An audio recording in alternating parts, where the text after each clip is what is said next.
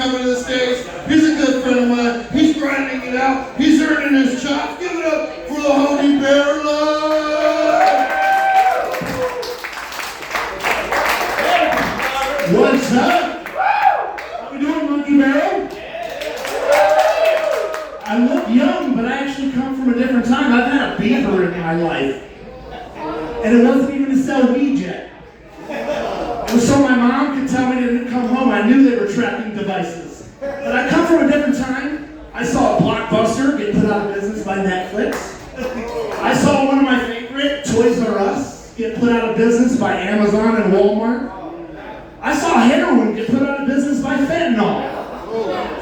I come from a time where you could find a mystery bag of poppers on the barroom floor and go home and have a good night. Nowadays, you have to know chemistry to take that cocaine home. I didn't come from free love like the hippies, but I at least came from mystery bag of powders is okay. Like I said, you know, I'm a hippie, and Colorado, you guys legalized pot. I feel really comfortable here. Kind of put me out of a job, though. Put me out of business. Nobody tells you what happened to the weed man, the one that made it out. He delivers pizza now. DoorDash. And these people with their police costumes for Halloween, they're slowing down your food. I'm sorry, they're not even real cops. You know, but you guys think it's easy being a hippie because I don't have a real job? But how many times have you used your job to get out of doing things you didn't want to do? These people know I don't have to work in the morning. I had to move a fish tank this Tuesday. I'm going out to Lamone this Sunday to get a pit bull. I thought it would be nice if my friend got over his breakup with his girlfriend by getting off of my couch. But instead we're getting a dog this week. And sometimes it'd be easier to have a normal job. Any parents in the crowd tonight? Fuck yeah! Well, hippies, we don't have a lot of parents either. You know, parents, they keep track of how good their kids are doing with the height on the wall. Hippies, we keep track of the length of our hair. As the last time we saw a judge. I'm doing pretty good. But my buddy, his parents are hippies. And growing up is confusing enough. But how do you go through that rebellious phase when you got hippie parents? Get a job? Go to school? It's kind of hard to run away from your dad's teepee. And he chases you down on horseback and says, "It's cool, bro, we can talk about it." You know, but hippies did some good things for society. They invented the word grounded. Take away the TV, take away the tablet, get grounded. Before that, we just beat our kids. I think I'm still grounded. My buddy, his parents are hippies. A spooning means laying with your lover in his family. A spooning means getting hit with a wooden spoon when you try and taste the gravy in my family. My buddy, his parents are hippies, and he said, yeah, he goes, we had to choose our own punishment when we got in trouble. Like when they were toilet papering. I said, choose your own punishment. I got to choose the stick my grandma would whoop me with off of the tree. Differences when you have hippie parents. And we went to Burning Man. Anybody been to Burning Man? So it's a crazy party in the desert, and I'm going by Bear Love, which is not my birth name. And my friend who's got hippie parents, their names are Blu-ray and Soulmar. And they go, what is our Burning Man names? I was like, you guys kind of already came with Burning Man names. And so the rest of Burning Man, they went by Bob and Sam. You know by Bob, I'll go by Sam. But I got a little bit of gray in my beard, and I'm still doing this comedy thing, grinding it out. So you can say I'm going through a midlife. But my generation doesn't know how to do a midlife crisis. My dad, he bought a Corvette, started working out at Gold's Gym. Spins in circles. My generation doesn't have Corvette money. So a midlife crisis for my generation looks like 35-year-old should be trading recipes with the other moms at school. Instead, this week, she's getting her head shaved. Britney Spears. That's a midlife crisis for my generation. I'm still single. I'm trying to date.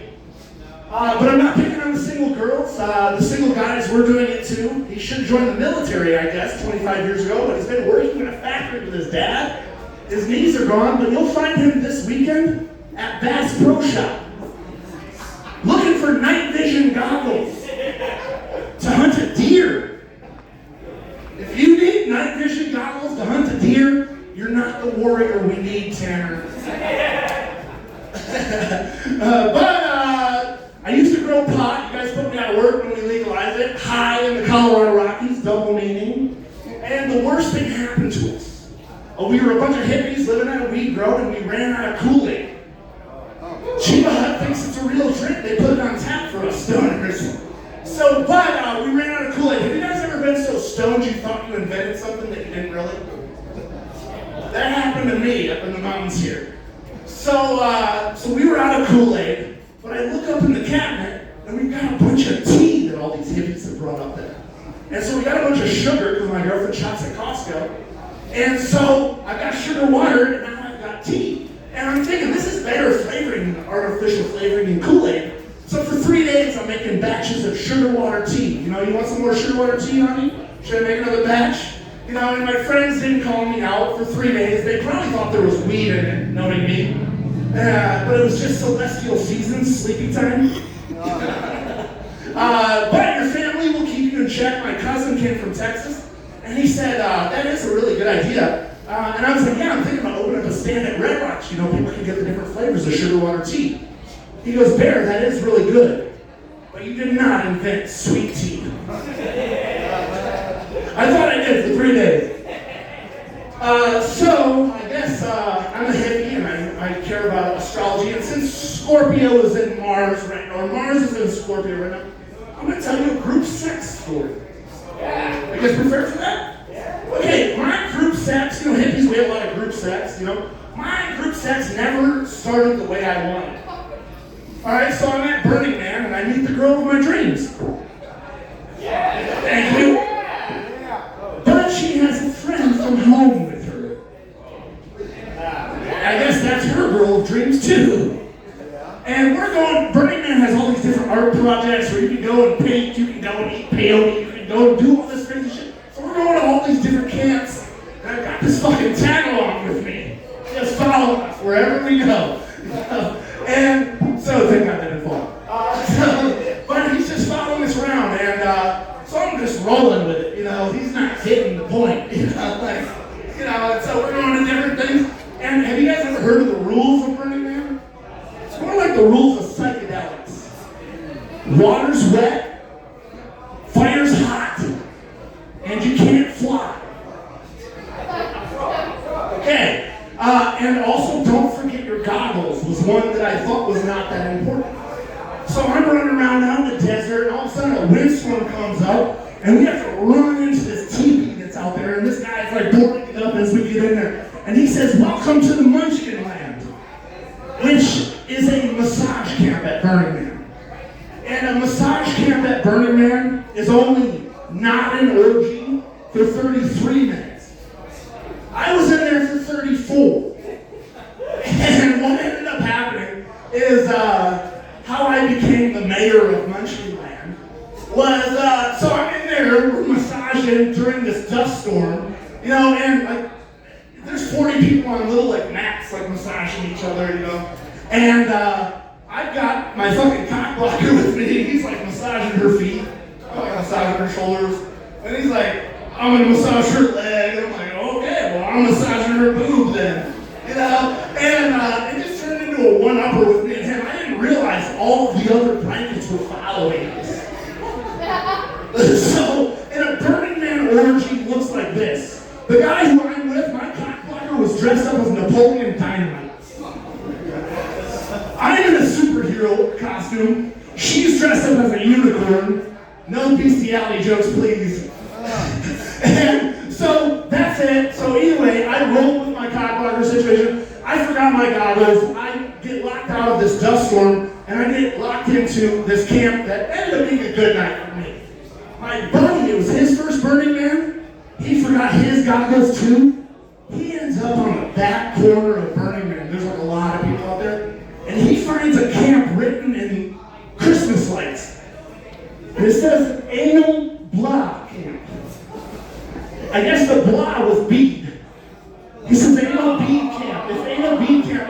And he thinks it's a joke, so he goes in there, but there's a girl on a fucking circus table in a circus tent, and he's like on the same LSD that I'm on, so he's like, am I supposed to be here?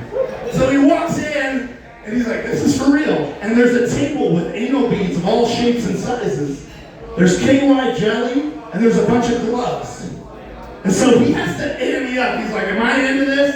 So he walks in, and the girl, like, she's into it. She does like a move, and he's looking eye to eye with her, brown eye.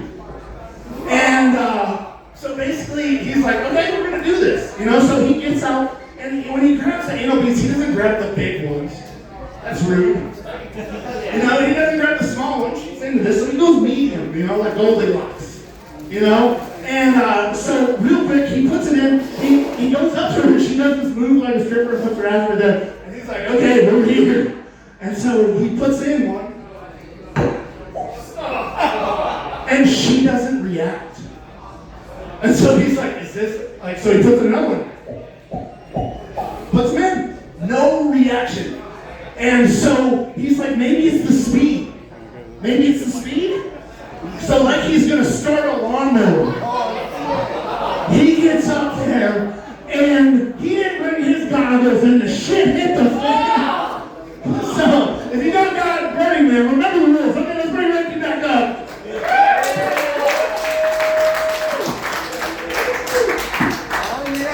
Give it up one more time for Bear Love.